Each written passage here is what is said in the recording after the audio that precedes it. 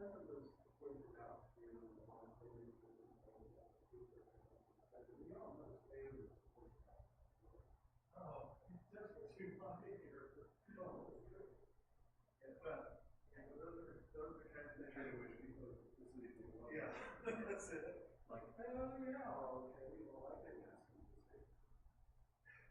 didn't know that happened, but well, churches can be brutal. Yeah, they can.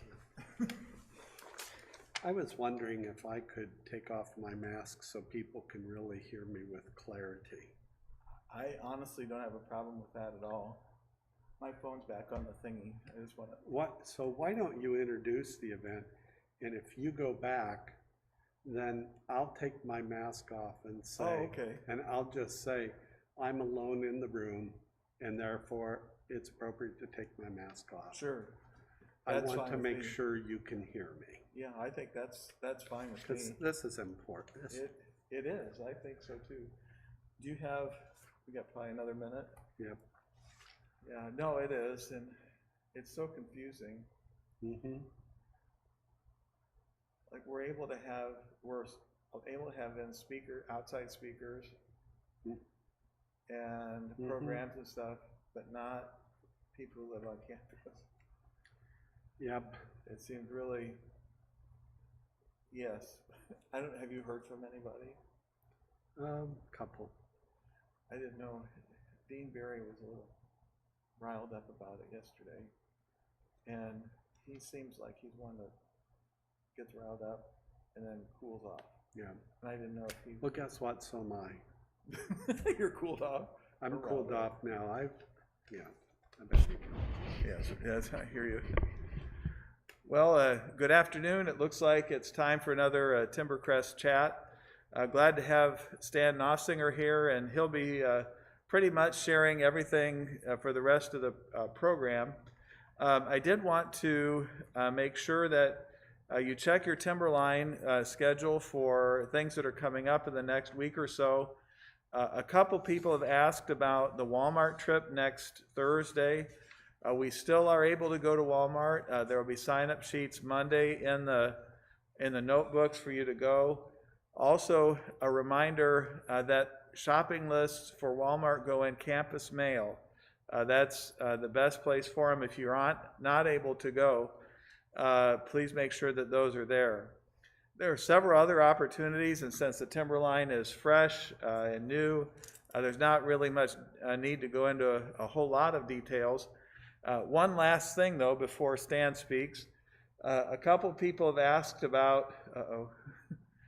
A couple people have asked about transportation to the fireworks. We're not planning to do that. We don't have much of a history of doing that. There are several different people who have said there are various places to watch the fireworks. Now, since they're coming from the high school, if you're able to make your way down Robbins Way, walk down that way. If you have a chair or something, you can do that. Or from the northeast side of the front parking lot, there's also a place to look that direction to see the fireworks, since they're not at the Manchester University campus anymore. So those are the only couple things I have, and I'm going to go ahead and turn the rest of the Timbercrest chat over to Stan. Thank you, Brian. I'm going to pause here for just a second. Brian is going to be out of the room, and we're doing that intentionally so that I can remove my mask. I want to make sure that what I have to say is clear and that you can hear me clearly. I know that the memo that came out yesterday about access to the Manor facility by Neighborhood Homes residents is frustrating and disturbing. It was for us too. And I'd like to provide a little bit of information about that. First of all, it's really important for us to remember that in the English language, words can be used with different meanings depending on the context of their use. For example, when I talk about Timbercrest residents, it is inclusive of everyone who lives on the property. Neighborhood homes, manor residents, healthcare, and Crestwood. You're all residents of Timbercrest. However, when the Indiana State Department of Health or the Center for Medicare and Medicaid Services talk about residents, it's a capital R, and it refers to all people who live within the licensed facility. And that means everyone who lives in healthcare, Crestwood, and inside the manor building in total. You are the big R residents that are governed by the Indiana State Department of Health and CMS guidelines. So if you happen to go to the Indiana State Department of Health website and look under long-term care for the guidelines that have been issued, you may begin reading about residents. Remember, whenever the Indiana State Department of Health talks about residents, there is a concise definition. And in this case, it does not include those individuals who live in our neighborhood homes. So it's a tedious task that we're charged with every time we receive a new set of guidelines for us to make sure that we are reading it in the context of the issuing agency, because we need to interpret it in the way that will keep us out of trouble, basically, and assures that we're complying with their guidelines. Your management team spends quite a bit of time every week attending webinars and conference calls with the Indiana State Department of Health and other agencies that help us dissect the guidelines that are being given to us. We also receive updates, and the most recent updates that we received from ISDH are dated June 22nd. Going on the Indiana State Department of Health website today, we noticed that the 6/22/2021 guidelines have not yet been posted, and that is not unusual for there to be a delay of this length. They want to make sure their documents are nice and readable and spelling corrections have been made, etc. And it takes a while to get things posted. So I want you to know that it was the June 22nd guidelines, and it was especially the conference call last week that brought to our attention that our policies, which you heard about yesterday, needed to be changed. Let me revisit those with you. It says in the letter that came out to you yesterday that neighborhood homes residents, so I'm going to back up, occupants of the neighborhood homes, or small r as it relates to Timbercrest, from the neighborhood homes, can continue to come into the manor to visit Manor, Crestwood, and healthcare residents. You have to come in, you have to get screened, go to their rooms.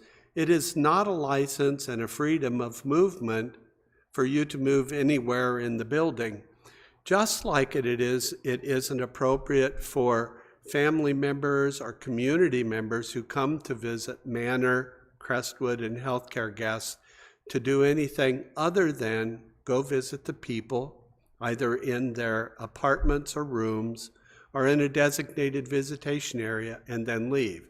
They do not have freedom to move around the building at their own discretion. So neighborhood homes, folks, have the same requirements being cast on them because in the Indiana State Department of Health's eyes, you are a part of the community at large, and you have to follow those rules and regulations as it applies to a licensed healthcare facility. You notice that we said that there are some exceptions. One of them is the resident council. The resident council is named in our Constitution and bylaws. It is also mandated by Center for Medicare and Medicaid Services and the Indiana State Department of Health that it functions, and there are guidelines for those functioning. So the resident council resident council neighborhood homes representatives will still be able to come in, get screened, and come to the resident council meetings. We are going to have to ask if everybody is vaccinated because it gives us greater freedom to be in the room together and not have to distance 6 feet apart. So we have to know that. I'm sorry, we have to ask people. And I hope that that's not a problem for any of our resident council members because their work is really important. And then there are people who live in the neighborhood homes and in the community at large who volunteer for activities and functions at Timbercrest. They are still able to come in because as a designated volunteer, they are viewed as employees. They are volunteer employees, and as such, they are providing a service for the function of the facility. They too will have to come in and be screened. They will have to follow the exact same guidelines as employees have to, and that's when you're working in, you have to wear a face mask all the time. You have to screen in. If you have any of the symptoms of COVID, you have to tell us about it, and you can't come in the building, etc. So they will be allowed in the building. But all other activities is limited at this time to residents of the Manor, healthcare, and Crestwood. I am so sorry that we have to take this action. It has felt so good the past couple of weeks for all of us to be together again, and it was encouraging and invigorating, not only for you as residents of Timbercrest, little r, but for all of us who are employees.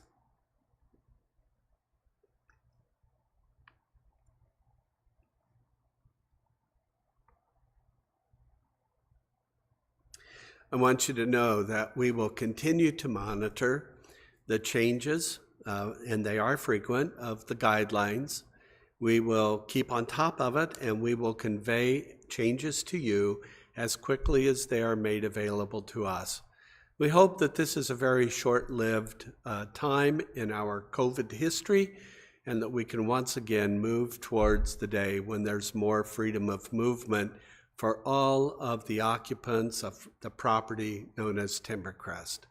Thank you very kindly for your time this afternoon. Thank you for your patience and your understanding. Each of us appreciate it very much. God bless you. Have a good afternoon.